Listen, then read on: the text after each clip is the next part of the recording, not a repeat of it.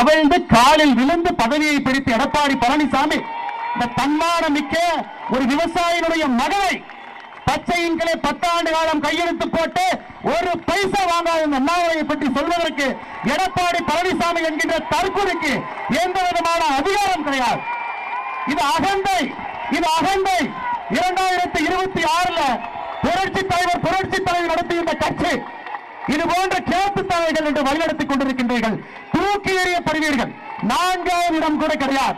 2026 சட்டமன்ற தேர்தலில் அனைத்து இந்திய அண்ணா திராவிட முன்னேற்ற கழகத்திற்கு 4வது இடம் கூட கிடையாது.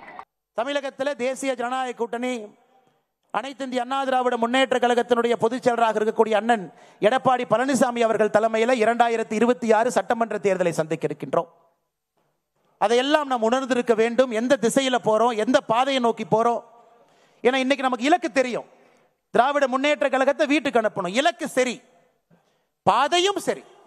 இன்னும் 9 மாசம் எந்த பாதையில போக போறோம்? தலைவர் கிடைச்சிட்டாங்க, அந்த பாதையில் நம்மளை கூட்டிட்டு போறாங்க. இலக்கும் தெரியும், பாதையும் தெரியும். பயணிக்க வேண்டிய தொண்டர்கள் நாம் எல்லோரும் இங்கே அமர்ந்திருக்கின்றோம். அருமை சொந்தங்களே,